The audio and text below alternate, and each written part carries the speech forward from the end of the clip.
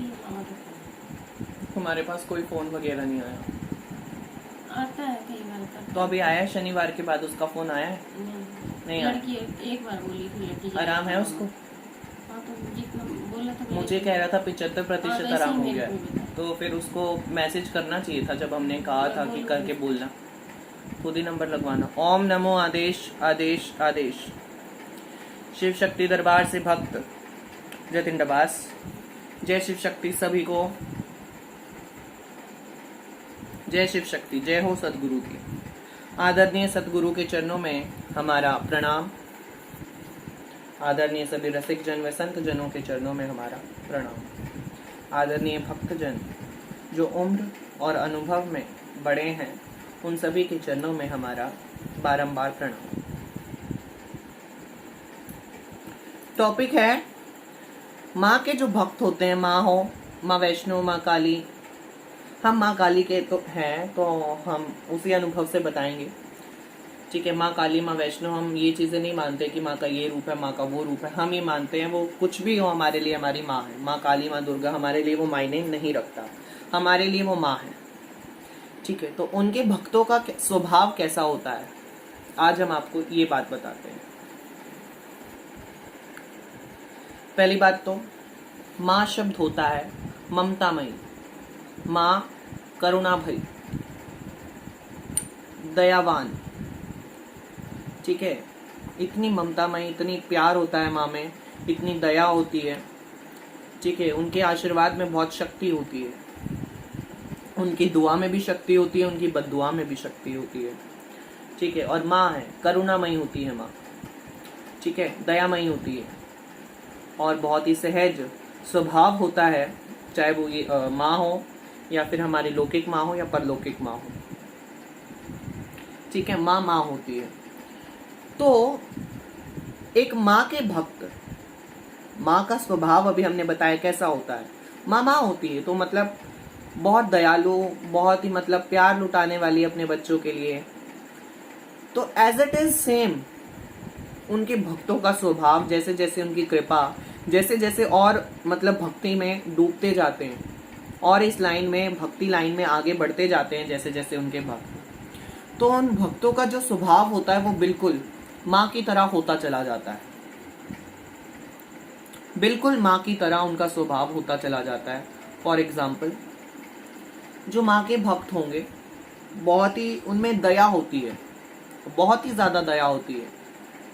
वो अभी आप उनको कुछ कह रहे हो तो 1-2 मिनट के लिए मतलब गुस्सा करेंगे, उसके बाद वो मतलब जैसे ही आपने सॉरी बोल दिया या आपने माफी मांग ली, वो वैसे आप मांगोगे भी या नहीं मांगोगे माफी, तब भी ज्यादा से ज्यादा 1-2 दिन तक भी गुस्सा नहीं रह पाते माँ के भक्त। किसी से भी नहीं रह पाते गुस्सा। बहुत ही जल्दी मतलब किसी को भी माफ कर देते हैं, किसी को भी अपना लेते हैं। ठीक है, उसकी सारी गलतियां भुलाकर उसको अपना लेते हैं। दूसरी बात क्या होती है कि भोले बहुत होते हैं। जैसे माँ भोली होती है, वैसे ही बच्चे भी बहुत भोले होते हैं। उनके भगत भी बहुत भोले होते हैं, उनका रूप बहुत भोला होता है, स्वभाव बहुत भोला होता है। मतलब किसी में क्या दोष है, उसके मन की क्या भावना है, उसको भुलाकर वो किसी को भी स्वीकार करते हैं और बोलते हैं आपके लिए भी हम प्रार्थना करेंगे। ठीक है, तो ये बहुत भोले होते हैं माँ के भक्त। और दयावान होते हैं, बहुत जल्दी दया आ जाती है। दया कहे तो जैसे वो किसी को देख नहीं सकते तड़पते हुए, कष्ट में किसी को नहीं देख सकते। बहुत ही जल्दी मतलब उनको ये लगा रहता है, चिंता रहती है उनके मन में कि बच्चा यहाँ से जुड़ा है, इस दरबार से जुड़ा है या माँ के चरणों से जुड़ा है, तो उसका फटाफट जल्द से जल्द भला हो जाए, उस पर जल्द से जल्द कृपा बरसे माँ की। तो बहुत ही दयावान होते हैं और भोले होते हैं, शांत होते हैं। माँ के भक्त शांत होते हैं, शांत स्वभाव होता है बहुत ज्यादा, जैसे माँ होती है। ऐसे तो है नहीं भक्त, ऐसे देखो, माँ की कृपा जितनी, जिस भगत पे जितनी ज्यादा कृपा होगी, वो भक्त उतना ज्यादा शांत होता है। वो भक्त उतना ज्यादा शांत होता है। शांत एक लेवल तक रहेगा, एक लेवल तक शांत रहेगा, पर हमारे आदरणीय गुरुवर कहते हैं कि उस शांति को देखकर कि वो बहुत शांत है, बहुत भोला है, बातों में आ जाता है बहुत जल्दी, ठीक है, और गुस्सा वगैरह नहीं आता है, तो मतलब हम क्या करते हैं उसमें, है ना, अब माँ के भक्त हैं तो क्या होता है उसमें, जैसे एक नदी चल रही होती है, चल रही होती है, चल रही होती है। अब उसमें आजकल क्या हो रहा है, क्या हो रहा है, नदी में ही कपड़े धोए जा रहे हैं, गंगा मैया में कपड़े धोए जा रहे हैं, उसी में मतलब उसी के किनारे शौचालय बना दिए गए हैं, मतलब वो वॉशरूम वगैरह यूज किए जा रहे हैं, और वॉशरूम का पानी आधी जगहों पर माँ गंगा में डाला जा रहा है, आधी जगहों में नाले छोड़े जा रहे हैं माँ गंगा जमुना में, ठीक है। ऐसे कैसे रेफर पन्नी डाल देते हैं, पॉलिथीन डाल देते हैं, ठीक है, मतलब ये सब होता जा रहा है। तो उसके बाद क्या होता है, एक सीमा के बाद माँ की जो सहन शक्ति है वो टूट जाती है, और क्या होता है, जब माँ गंगा में बाढ़ आती है तो आसपास की जो जितने भी उनके आसपास होते हैं, जितने भी आसपास होते हैं, वो सब कुछ बहता हुआ चला जाता है उनके साथ, सब कुछ उसी में एक समान, चारों तरफ देखो तो पानी ही पानी नजर आता है। एक नदी जो एक टाइम पे इतनी शांत स्वरूप थी, एक समय पे ऐसा क्या हो जाता है कि वो मतलब आसपास के गांवों को, आसपास की कॉलोनियों को, गलियों को, शहरों को डुबा देती है। कितनों की मृत्यु उसमें हो जाती है एक के चक्कर में। गलती किसी कोई एक करता है और लपेटे में कई आ जाते हैं, समझे।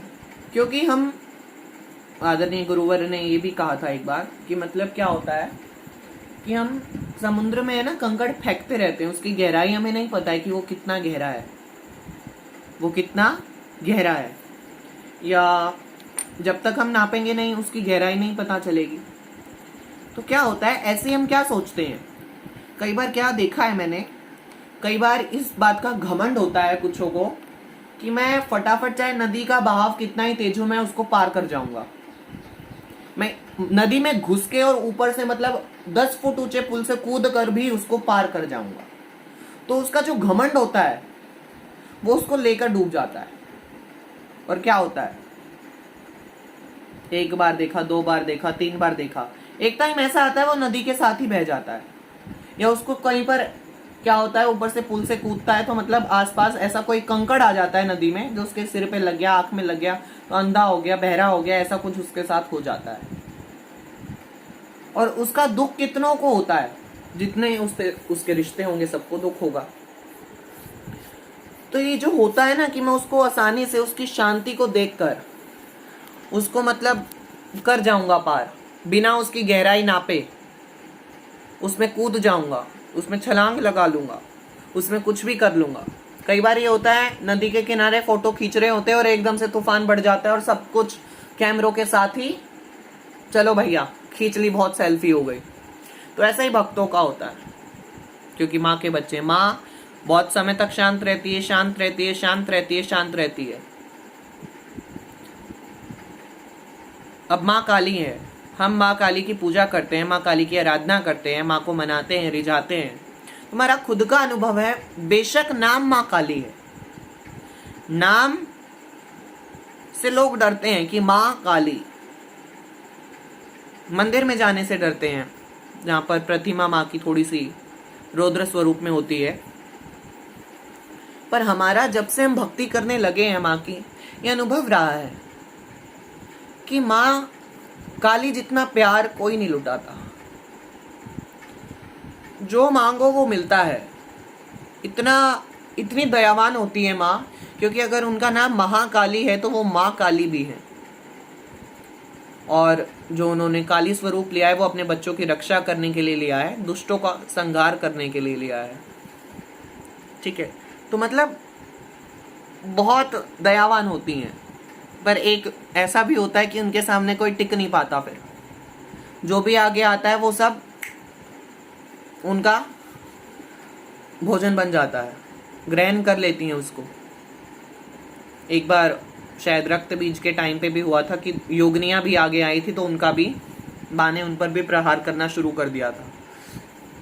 तो ऐसा ही भक्तों के साथ होता है, क्योंकि एक भक्त अगर हाथ जोड़ के माँ के सामने बैठकर किसी के भले के लिए प्रार्थना कर सकता है, किसी के भले के लिए प्रार्थना कर सकता है और उस इंसान का भला हो जाता है, तो एक टाइम पे अगर वो किसी के कारण दुखी है, हद से ज्यादा दुखी है, उसकी आंखों में आंसू आ रहे हैं और वो अपनी इस माँ के आगे, ये माँ देख रहे हो आप पीछे, अपनी इस माँ काली के आगे, महाकाली के आगे अगर बैठकर रो देगा कि माँ मुझे ऐसे ऐसे परेशानी हो रही है, मुझे ये कहा जा रहा है, सुनाया जा रहा है, मुझे ये व्यक्ति परेशान कर रहा है, तो सामने वाला व्यक्ति कितने से कितना बड़ा क्यों ना हो, पैसों में, भक्ति में, तांत्रिकों, अघोरियों, कोई भी क्यों ना हो, माँ के लिए बराबर है सब। कई बार मैं केस देखता हूं कि मतलब किसी भगत ने छोड़ दी किसी भगत के ऊपर, तो माँ दोनों की सुनती है, पर पहले ही देखती है गलत कौन सा है। भाई बहन में घर में आपस में झगड़ा होता है तो माँ मारेगी बेशक दोनों को, पर सबसे ज्यादा मार उसी को लगेगी जिसकी गलती होगी ज्यादा, जिसने शुरुआत की होगी।